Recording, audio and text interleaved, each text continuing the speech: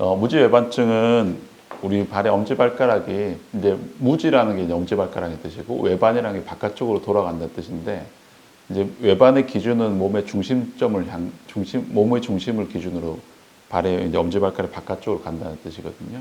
그래서 엄지발가락이 바깥쪽으로 이렇게 바깥쪽 휘어지는 이런 질환 자체를 이제 무지외반증이라고 합니다. 근데 사실 무지외반증에서 중요한 거는 이 엄지발가락이 휘는 건데 휘는 것보다 그 이전에 생기는 거는 이 중족골뼈, 발등뼈가 이렇게 벌어지는 게 사실은 1번으로 중요해요. 얘가 이 발등뼈가 벌어져야 엄지발가락이 반대쪽으로 휠 수 있는 공간이 생기거든요. 그렇기 때문에 중족골이 벌어지고 중족골이 안쪽으로 벌어지고 엄지발가락이 바깥쪽으로 틀어지는 이런 변형 자체를 무지외반증이라고 얘기를 하고요. 반드시 통증이 사실 동반되지 않을 수도 있습니다. 그거는. 왜냐하면 무지외반증이라는 것은 통증에 대한 병증이 아니고 발의 모양에 대해서 그냥 붙여놓은 이름이기 때문에 발 모양이 이상하다고 하더라도 통증 자체는 없을 수가 있어요. 그래서 무지외반증은 엄지발가락 바깥쪽으로 휘어진 발 모양을 명칭하는 게 무지외반증입니다. 일반적으로는 서서히 진행되는 질환이 맞고요. 보통 원인 자체가 이제 유전적인 요인이 한 절반 정도가 되고 보통 엄마 발을 많이 닮게 됩니다. 어머니 발이 무지외반증 있으신 발 모양이 있으신 분들은 특히 자녀분들도 그렇게 되는 경우가 많고 일반적으로는 나이가 들면서 후천적으로 천천히 진행되는 경우가 많고요. 가끔 류마티스 관절염이 있거나 아니면 어릴 때부터 발의 모양 변형이나 근육 질환이 있거나 이런 경우는 아주 어릴 때 생기거나 빨리 진행하는 경우도 있지만 일반적으로는 서서히 진행하는 경우가 많고 선천적인 요인이 절반이라고 말씀드렸는데 후천적인 요인의 절반은 뭐 생활 습관이나 신발의 모양이나 그런 것들에 영향을 좀 받게 됩니다. 그 원인이 금방 말씀드린 대로 이제 유전적인 원인이 절반이 있고 후천적인 원인이 절반이 있는데 유전적인 원인의 가장 큰 거는 보통 목에 유전이 좀 되는 경우가 많고요. 어머니 발 모양 닮은 경우가 많고 류마티스 질환 같은 것도 사실 유전이 되는 게 많거든요. 영향이 따라서 오는 경우가 많은데 류마티스 질환의 경우에 무지외반증이 동반되는 경우가 굉장히 많습니다. 그렇고 일반적으로는 신발 신는 습관이나 활동하는 습관에 좀 영향을 받는데 신발이 보통 하이힐이나 앞쪽이 좁은 신발을 많이 신으면 발생하는 편이고요. 중국의 전족 이런 거 있잖아요. 그럼 어릴 때부터 꽉 끼는 신발을 신으면 발이 거의 자라지 않고 이제 굉장히 거의 한 40cm밖에 안 되는 그런 발 모양으로 형성이 되잖아요. 그래서 이 40mm 그런 경우가 있을 정도로 그러니까 이 신발 신는 구조에 따라 신발 신는 모양에 따라 형태에 따라서 또 많이 영향을 받게 됩니다.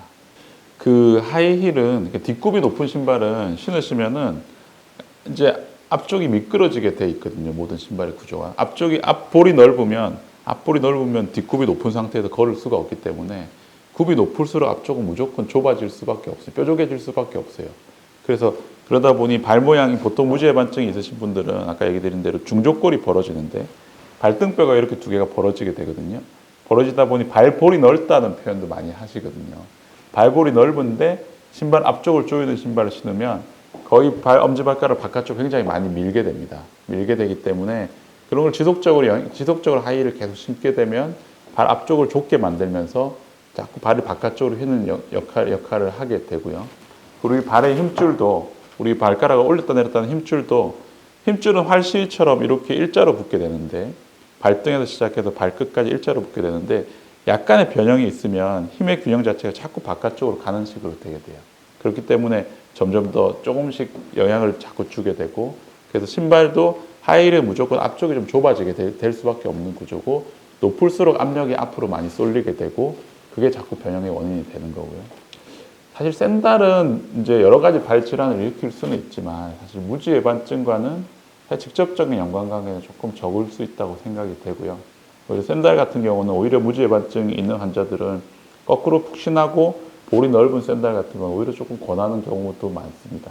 그래서 샌달이 하이힐 자체에는, 그러니까 샌달이 무지외반증 자체에는 주는 영향은 조금 상대적으로 좀 적고, 오히려 얇은 샌달을 신을 경우에는 발바닥에 족저근막염이나 다른 지간신경염 같은 신경혹이 있으신 분들은 오히려 그런 증상들을 좀 악화시킬 수 있는데, 무지외반증에 국한해서는 샌달보다는 하이힐이 훨씬 더 안 좋은 영향을 미치게 됩니다. 키높이 구두도 하이힐과 비슷한 영향을 사실은 줄 수는 있고요. 근데 보통은 남자분들보다 여자분들한테 잘 생기는 거기 때문에 남자분들이 상대적으로 그런 구두나 신발에 대해서는 조금 더 좀 강할 수는 있습니다. 근데 뭐 키높이 신발이 높은 것도 마찬가지로 앞쪽 볼이 좀 좁기 때문에 그런 영향들이 좀 있을 수 있고, 특히 남자분들은 통풍이 있으신 분들도 많이 있거든요. 상대적으로 통풍이 있는 경우에 엄지발가락 이 중족골, 무지 중족골 관절 쪽에 염증이 생기고 붓고 변형이 좀 생길 수 있기 때문에 통풍이 있는 분들은 특히나 신발 신는 거 조금 주의해야 되고, 그런 게 조금 악화될 수가 있습니다. 네. 사실은 이제 그 위험도라는 게 굉장히, 이거 결론적으로 말하면 그런 연구는 사실은 없고요. 그러니까 그 무지외반증이 생기는 거에, 무지외반증의 원인이 굉장히 다양한 요소가 사실 적용이 되기 때문에 단지 신발을 몇 미리 높였다고 해가지고 뭐가 생긴다, 이런 연구들은 사실은 없고, 깔창이 오히려 무지외반증에는 오히려 조금 도움이 될 수가 있습니다. 이제 무지외반증 있는 분들이 평발이 갇히는 경우도 있고요. 평발이 있는 경우에 발의 아치가 무너지면서 엄지발가락 변형이 같이 생기는 경우가 있는데, 그런 것들을 오히려 깔창을 잘 맞추면 좀 그런 무지외반증 진행도 좋고, 오히려 조금 늦출 수도 있고, 통증 자체를 조금 줄일 수도 있고, 그런 영향들이 좀 있을 수 있거든요. 그래서 깔창은 특별히 뭐 문제는 없겠다. 대신 지금 말씀하신 것처럼 키높이 깔창은 조금 다를 수 있는데, 키높이 깔창들은 아까 말씀드린 하이힐처럼 조금 똑같이 좀 안 좋은 영향을 좀 줄 수는 있겠죠. 예. 우리 연구들은 되게 재밌는 연구들이 있는데, 그러니까는 하이힐이 이런 의학적인 거 말고 우리 사회과학 쪽 논문에 보면 하이힐을 신으면 그러니까 일반인들의 호감도를 얼마나 높이는가, 그런 연구들도 있어요. 사실은 우리가 사실 예뻐지고 싶고 잘 보이고 싶고 그런 것들이 좀 있는데, 실제 연구들이 그러니까 신발의 높이에 따라서 하이힐을 신은 사람들이 길거리에서 설문 같은 걸 받고, 똑같은 사람이 그냥 플랫한 신발을 신고 설문지를 받고, 그런 걸 했을 때 길 지나가던 사람들의 이 리스판스가, 반응이 굽이 높아질수록 반응률이 훨씬 높아진다는 그런 연구들이 사실 있었거든요. 환자들이 그런 데 대한 미용에 대한 욕구, 그게 높아지면서 자꾸 하이힐이나 이런 걸 조금 더 추구하고 찾는데, 뭐 발에는 조금 더 안 좋은 영향이 좀 있을 수 있고, 아까 말씀드린 깔창은 너무 높은 건 별로 좋지 않다. 보통 한 5cm 정도 넘어가면 실제로 영향을 좀 많이 미치는데, 몇 밀리당 얼마 이렇게 돼 있는 논문들은 사실은 좀 없는 것 같고요.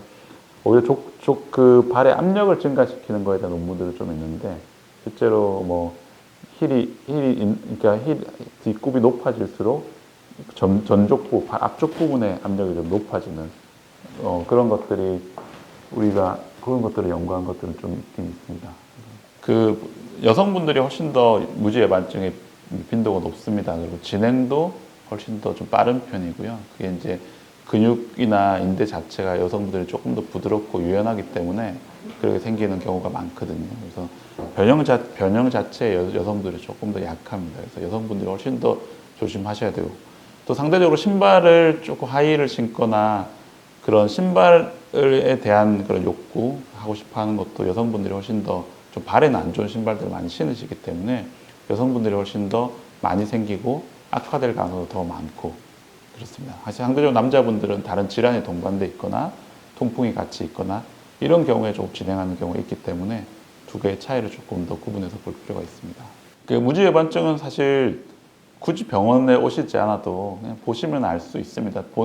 본인의 발이, 이제 대부분 환자분들이 뭐 관절염이다, 뭐 다른 예를 들면 혈압이다, 당뇨다 이러면 병원에 와서 진단을 받으시지 않습니까? 사진도 찍어보고. 근데 무지외반증으로 오신 분들은 내가 무지외반증이 있다고 하고 오세요, 이미. 발 보면은 발이 이제 변형이 있으니까. 그래서 무지외반증은 엑스레이를 찍었을 때 정확하게 진단 기준은 이 중족골, 1번 중족골과 1번 첫 번째 발가락의 이 각도가 15도 이상이 넘으면 무지외반증이라고 진단을 하기는 하는데요. 의학적으로. 15도 이상이면 무지외반증이다. 보통 저각도가 30도가 넘어가면 굉장히 중증의 무지외반증이다. 진단을 붙이는데, 일반적으로 변형 환자분들이 먼저 오시기 때문에요. 진단 자체가 특별히 어렵지는 않습니다. 그렇죠. 그게 굉장히 이 논란의 소지가 있는 건데요. 그러니까 우리가 이걸 뒀을 때 얼마나 향후에 진행을 할 거냐. 정형외과에서 수술적 치료, 교정을 하는 기본적인 원칙 두 가지는, 한 가지는 통증이 너무 심할 때 하는 거고, 한 가지는 통증은 별로 심하지 않은데 이걸 지금 수술하고 내버려 두면 진행할 것인가. 그 두 가지를 보고 이제 판단을 하게 되는데, 사실 통증이 심한 경우는 뭐 통증이 굉장히 심한 경우가 아니고 이제 통증 없이 내원하는 경우는 초반에는 사실 적극적인 수술을 잘 권하지는 않습니다. 그래서 변형이 굉장히 심해서 두 번째 발가락이 엄지발가락 위로 올라갈 정도로 통증이 변형이 심한 경우는 통증이 없더라도 적극적인 수술을 고려를 하는데요. 그렇지 않고 약간의 변형, 무지해반증의 변형이 있는 경우는 우리가 실제로 증상이 없이 좀 지켜볼 수 있고, 그렇다고 해서 변형이 만약 진행이 된다 그러면 그때 가서 수술적인 치료를 사실은 할 수도 있기 때문에 초반에 적극적인 치료를 사실은 하는 것도 조금 재고를 해봐야 되는 부분이 좀 있습니다. 일반적으로는 이제 엑스레이가 제일 중요한 이제 진단의 기준이고요. 그래서 엑스레이를 찍어서 엄지발가락과 중족골의 각도가 15도 이상의 변형이 있는 경우, 그 다음에 그 15도, 30도 이런 식의 기준을 가지고 우리가 약한 정도인지 심한 정도를 결정을 하는데, 같이 동반되는 변형 중에 하나는 이 종자골이라고 하는 이런 콩알만한 뼈가 있는데, 발가락이 휘는 경우에는 이 콩알만한 뼈가 위치가 좀 돌아갑니다. 발가락이 결국은 무지해반증은 이런 2차원적인 이런 평면의 변화라기보다는 3차원적으로 이렇게 돌아가게 되는 그런 변화거든요. 실제 위에서 보면 이쪽으로 꺾여져 있지만 단순히 이렇게 평면으로 가는 게 아니라 이렇게 3차원적인 변형이 생기면서 꺾이는 거거든요. 그래서 다른 발가락의 뼈라든가 또 발에 자주 생기는 우리 결절종이나 다른 뭐 섬유종 같은 이제 실제로 어떤 양성 종양이 있어서 뭐 그거에 대한 진단이 필요하다든가 그런 경우는 CT나 MR을 추가적으로 좀 찍기는 합니다. 일반적으로는 엑스레이 기본 검사고, 동반된 다른 이상 징후를 확인하기 위해서 CT나 엑스레이를 찍고요. 엑스레이를 찍을 때 사실 굉장히 중요한 거는 꼭 체중을 부하한 상태, 서서 엑스레이를 찍어야 정확하게 알 수가 있어요. 보통 서서 안 찍고 그냥 앉아 있거나 누워 있는 상태에서 엑스레이를 찍는 경우가 많은데, 그렇게 엑스레이 찍은 경우는 실제 우리 걸을 때의 그런 변형을 정확하게 반영하기가 좀 어렵거든요. 실제로 가만히 앉아 있을 때는 변형이 별로 없는데 체중을 부하고 섰을 때 변형이 커지는 환자들이 꽤 많이 있거든요. 근데 그런 경우를 보면 사실 엑스레이를 기본적으로 서서 찍는 엑스레이가 반드시 필요한데 실제로 그렇지 않은 경우가 많기 때문에 그런 부분은 좀 진단할 때 좀 주의가 좀 필요합니다. 치료법은 일단 통증 조절을 목적으로 하는 거는 우리가 건망류라고 하는 게 있는데요. 건망류라고 하는 거는 이 중족골, 엄지와 중족골 사이 관절을 싸고 있는 막인데 막 부분에 염증이 생기는 걸 건망류라고 하거든요. 실제로 엄지발가락이 많이 튀어나와 있고 부어 있는 분들이 있습니다. 그런 분들은 변형에 따라서 2차적으로 염증이 생기는 거거든요. 그게 변형이 심한 경우는 당연히 수술적인 교정이 필요하고요. 그렇지 않은 경우, 증상이 오래되지 않았거나 변형만 있고 통증이 심하지 않은 경우는 뭐 소염제를 며칠 좀 복용하신다든가, 아니면 발가락 사이에 끼우는 그런 스페이서 같은 게 있어요. 일종의 교정기 같은 건데 그 교정기를 좀 끼워가지고 통증을 조금 조절해 줄 수는 있습니다. 교정기가 사실은 굉장히 또 하나의 또 논란거리인데, 이름의 교정기라고 붙여놨는데 사실 교정기를 착용한다고 무지해반증에 변형이 교정된다는 증거는 사실 없어요. 그런 논문도 사실은 명확하게 나와 있지는 않고, 그래서 교정기라는 거는 이름을 조금 잘못 붙인 걸 수도 있어요. 근데 교정기를 저도 많이 처방은 하거든요.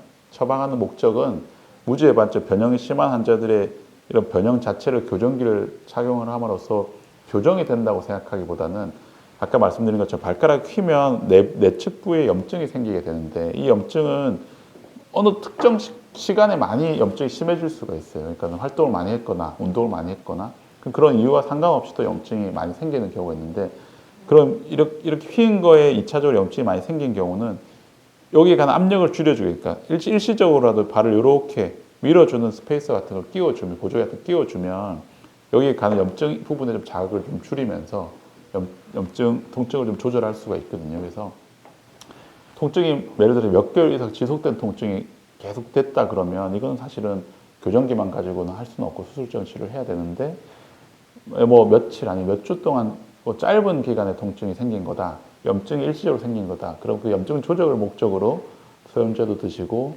그 다음에 교정기도 좀 착용해서 그 아픈 부분에 관한 압력을 좀 줄여주고, 그 다음에 주사 치료나 뭐 일종의 뭐 재활 치료 같은 거 좀 하면서 같이 통증을 줄여주는 치료는 할 수는 있습니다. 환자분들의 증상 그리고 변형의 정도 그 두 개를 가지고 결정을 해야 됩니다.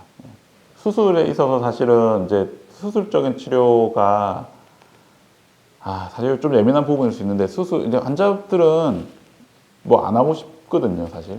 그러니까 저도 마찬가지일 텐데 수술 안 했으면 좋겠고, 수술하더라도 조금만 쬐으면 좋겠고, 절골을 하더라도 조금만 절골을 하면 좋겠고, 안 아프고 작게 해서 많이 고칠 수 있으면 좋은데, 우리가 사실은 싸고 좋은 건 없는 것처럼 이 무지외반증 치료에도 마찬가지로 약간만 하고 엄청 좋은 결과를 내는 건 사실 없다고 하는 게 맞고요.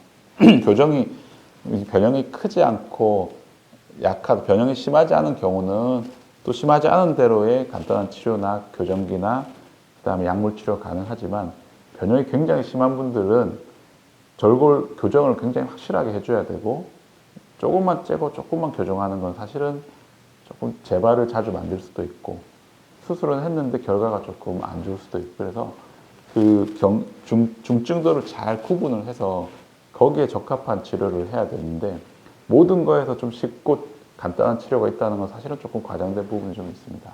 수술 후 재발률은 사실 꽤 높은데, 이제 재발의 정의를 어떻게 하냐에 따라 좀 다릅니다. 그러니까는 우리가 일자로 만드는 게 사실 목표인데, 아까 말씀드린 대로 약간의 재발은 누구든 많이 생기거든요. 그래서 일반적으로 재발률을 보통 10%로 잡고요. 그 기준을 조금 타이트하게 적용하면 거의 20, 30%의 분들이 이제 수술 후에도 다시 재발되는 경우가 좀 생기게 됩니다. 그래서 그 원인은 사실 변형 교정이 완전히 안 됐을 때 그게 가장 크고요. 이제 뼈의 변형과 더불어서 뼈의 교정과 더불어서 연부 조직의 교정도 좀 필요하거든요. 그런 것들이 같이 좀 이루어지지 않았을 때 다시 재발이 되는 경우도 많이 생깁니다. 거꾸로 너무 과하게 교정을 한 경우에는 무지 외반증이 아니라 무지 내반증이라고 하는 합병증이 생길 수도 있는데, 그러니까 이렇게 휘어진 거를 교정을 하려고 해서 많이 교정을 하다 보니까 거꾸로 이렇게 안쪽으로 넘어가게 되는 거죠. 이건 사실 무지 외반증 상태보다도 더 불편해질 수도 있거든요. 그런 경우도 굉장히 주의를 해야 됩니다. 수술은 뼈를 교정하는 절골술을 하게 되는데, 절골술을 한 경우에는 입원 기간은 보통 2, 3일 정도, 길지는 않습니다. 수술 전날 입원하고 수술하시고 나서 2, 3일 정도 더 입원하셨다가 퇴원을 하시고요. 보통 예전에는 수술 이후에 통기부술을 했었습니다. 근데 통기부술을 요즘은 잘 하지는 않고요. 우리 바닥이 딱딱한 수술 후에 신는 신발이 있습니다. 대신에 발목에 이 앞쪽 부분을 수술한 거기 때문에 발목의 움직임은 그대로 내버려둬도 되거든요. 그래서 발목을 움직일 수 있게 신발로 생긴 보조기를 좀 드리고, 보조기는 보통 4주에서 6주 정도는 착용을 해야 됩니다. 그래서 퇴원은 보통 3, 4일째 퇴원하면 그 보조기를 착용하는 기간 4주에서 6주 정도는 뭐 걸으실 수는 있는데 조금 통증이 있을 수 있고, 원래 하시던 운동이나 활동들은 조금 줄이시는 게 좀 필요합니다. 그 무지외반증의 예방법은 신발 조절하는 게 제일 중요하죠. 신발이 우리가 보통 보기에 그냥 편하고 좀 못생긴 신발들이 사실 발에는 다 좋거든요. 그래서 조금 푹신하고, 그 다음에 발볼이 넓고 앞쪽이 특히나 좀 넓은 신발들을 신는 게 좀 중요하고요. 그 다음에 스트레칭이나 마사지 같은 것도 지속적으로 해서 발 자체 근육을 조금 키워주는, 내재근들을 좀 강화를 시켜주면 그런 변형들도 조금 줄일 수 있다고 생각이 됩니다. 스트레칭은 우리 발에는 사실 근육이 보통 30개 이상의 인대와 근육이 있다고 얘기를 하거든요. 이런 근육이나 인대들이 다 유기적으로 연결이 되어 있기 때문에 그런 근육들의 어떻게 보면 근력의 코디네이션을 잘 맞추는 게 좀 중요하기 때문에 밸런스 운동이 사실 굉장히 중요합니다. 그래서 스트레칭도 좀 중요하고요. 외발서기 밸런스 운동이나 외발로 선 상태에서 까치발하는 그런 근력 운동을 해서 주변의 근육들을 튼튼하게 강화시켜주는 것들이 굉장히 중요하고, 스트레칭은 엄지발가락을 앉은 상태에서 엄지발가락 이렇게 들어 올리는 스트레칭을 하면 이 아래쪽으로 가는 힘줄 자체가 부드럽게 유연해지기도 하고, 그 다음에 추가적인 변형이나 이런 데도 조금 도움이 되기 때문에 엄지발가락을 주로 올려주는 스트레칭, 그런 것들을 많이 권해드리고, 내재근을 강화시키는 것은 아까 드린 한 발로 서서 균형 잡는 운동, 그 다음에 우리가 수건 같은 걸 바닥에 두고 이렇게 수건을 움켜쥐는 것 같은 그런 운동들, 휴지나 수건 같은 걸 잡아채는 운동들, 그런 것들도 발가락 사이사이 근육들을 강화시켜주는 운동이기 때문에 좀 많이 도움이 됩니다. 사실 통증이 없는 환자들은 그런 운동들을 일상생활을 하면서 자연스럽게 하고 있거든요. 근데 통증이 있는 환자들은 적게 하게 되죠. 그러니까 그런 활동들을 하면 오히려 통증을 좀 일시적으로 좀 유발할 수도 있고, 아프니까 덜 쓰게 되고, 덜 쓰니까 더 근육 힘도 약해지고, 이런 좀 안 좋은 사이클에 빠지게 되는데, 이런 사이클을 좀 좋게 만들어주는 게 굉장히 중요하거든요. 그래서 좀 통증이 있더라도 약간의 운동들을 해주고, 처음에는 무리한 이런 근력 운동을 하면 통증이 더 심해지겠지만, 그런 것들을 좀 조절해가면서 초반에는 좀 약한 정도의 운동을 하다가 통증이 좀 회복이 되면 점점 더 좀 강한 운동들을 좀 바꿔주는 그런 사이클을 잘 유지시켜주는 게 필요합니다. 음식은 일반적으로 무지외반증 자체하고 음식하고는 사실은 특별히 관련은 없는 걸로 생각이 되고요.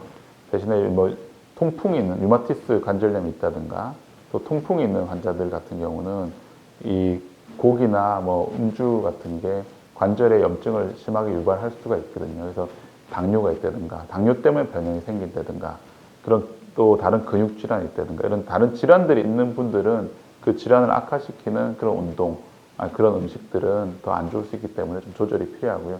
일반적인 아무 기저질환 없는 무지외반증 환자에 있어서는 사실 음식하고는 큰 연관관계는 없다고 보는 게 맞을 것 같습니다. 그 또한 사실 뭐 명확하게 연구가 나와 있는 것은 없는데요. 그러니까 무지외반증이 자꾸 진행하는 원인 자체가 이 발가락의 근육들과 힘줄, 근육, 그리고 인대들이 서로 조금 조화가 잘 안 이루어지고 힘이 약할 때 생기거든요. 그래서 맨발로 걷는 게 좀 도움이 되는 거는 맨발로 걷는 활동들 자체가 내재근들을 굉장히 향상시키는 도움이 됩니다. 그래서 우리가 깔창을 맞추는 치료가 있고 맨발로 깔창을 자꾸 권하는 사람들도 있고 의사들 중에서도 맨발로 활동하는 걸 자꾸 권하는 사람들도 있거든요. 두 가지가 사실은 완전히 좀 다른 치료인데요. 그러니까 우리 발의 어느 특정 부분이 아프다고 했을 때 깔창을 쓰는 거는 그 아픈 부분을 안 쓰고 적게 쓰려고 하는 치료고요. 아껴 쓰고 아픈 부분을 약간 아껴 쓰고 안 쓰고 하려는 운동이 되는 거고 맨발은 신발 말고 우리 신발을 신으면 발 자체, 이 전체 뼈가 28개가 있고 근육이 30개 이상 있는 이 전체가 하나의 세그먼트, 하나의 통으로 만드는 거예요. 신발 신으면 어떻게 움직일 수가 없잖아요. 그죠? 그러니까 이 안에 있는 내재근이나 힘줄들 자체는 굉장히 이 근력 자체를 약하게 만들 수가 있거든요. 그래서 사실 맨발로 걷는 운동들은 하나하나를 다 쓰게 됩니다. 그래서 단기적으로는 신발을 신고 깔창을 쓰면서 아픈 곳을 조금 덜 쓰게 만드는 게 중요하지만 장기적으로 보면 맨발 운동을 통해서 내재근 근력을 강화시켜주는 게 굉장히 필요합니다. 걷는 것 자체는 무지외반증 환자들한테 적어도 해가 되지는 않습니다. 해가 되지는 않고요. 전반적으로 발을 많이 쓰는 것들이 무지외반증으로 인해서 더 통증이나 이런 것들이 악화되는 걸 오히려 장기적으로는 조금 줄여줄 수가 있는 게 있고요. 대신에 그 만보 이상 걷는 동작 자체보다도 그 걸으실 때의 신발을 어떤 걸 신으실지가 사실은 굉장히 중요할 수 있거든요. 그래서 그 신발을 잘 선택해서 푹신하고 그리고 볼이 좀 넓고 발에 부담이 안 가는 신발을 선택해서 걷는 게 훨씬 더 중요하다고 생각합니다. 마사이 운동은 사실은 발 앞쪽 부분 무지외반증 환자들한테 별로 좋지는 않습니다. 마사이 쪽 신발 자체가 발바닥을 이렇게 둥글게 만들어 가지고 그냥 굴러가게 이렇게 만들어 놓은 거거든요. 그게 어디에 조금 좋을 수 있냐면 발목 관절염이나 발목이 안 좋은 분들한테는 발목이 이렇게 움직여야 되는 동작을 마사이 신발을 대신 함으로 인해서 조금 더 도움이 되긴 하는데 오히려 발 앞쪽 부분이 안 좋은 분들은 이 발 앞쪽 부분에 좀 압력이 좀 더 갈 수도 있고요.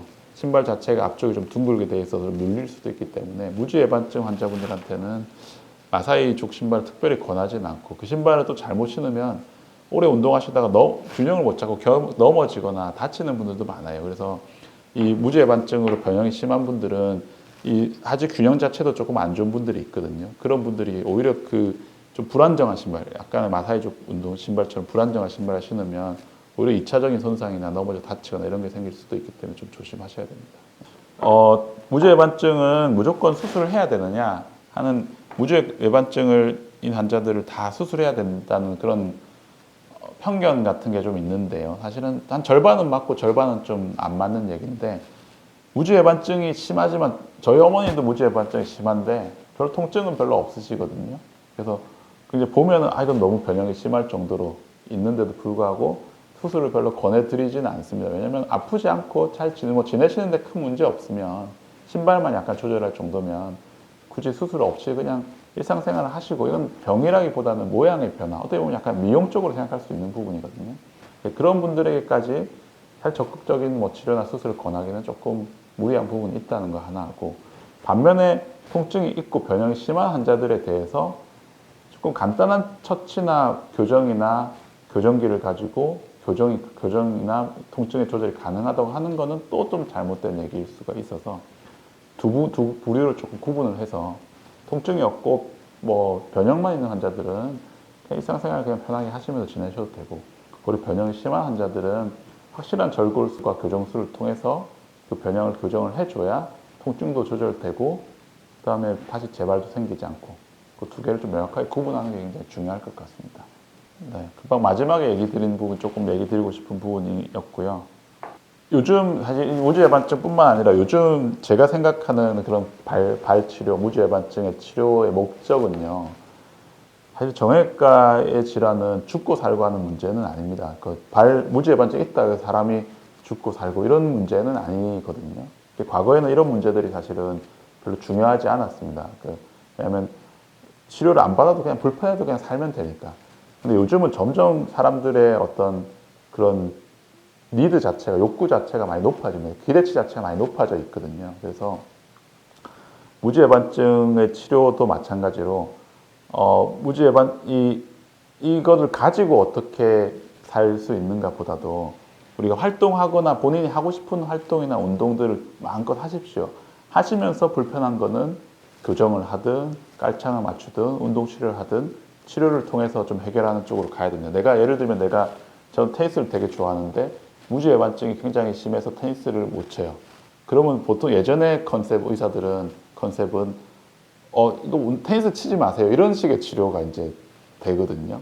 근데 이런 방법들은 사실은 환자들의 어떤 기대치를 만족시키기 굉장히 어렵다고 생각하고, 어떤 치료를 통해서 하고 싶은 것을 할 수 있게 만드는, 테니스를 칠 수 있게 하려면 어떻게 해야 되는가, 이런 쪽에 초점을 좀 맞춰야 되고, 등산을 좋아하시는 분들은 예전에 다 등산하지 마세요, 이게 지금도 그렇습니다. 지금도 운동 좋아해서 내가 축구하다 다쳐서 왔는데 축구할 수 있어요, 치료하면 어떻게 할 수 있겠어요 하면 축구하지 마세요. 근데 이렇게 결론이 대부분 되면 환자분들도 답답하지만 어떻게 다른 방법이 없거든요. 어쨌든 근데 축구를 좋아하시는 분은 축구를 할 수 있게, 테니스를 좋아하시면 테니스를 할 수 있게, 등산을 좋아하시는 분은 등산을 할 수 있게, 그런 방법들을 점점 더 찾아 나가고 있고, 그런 방법들이 수술이든 약물 치료든 재활 치료든 운동 치료든 그런 방법들을 좀 찾으려 하고 있고요.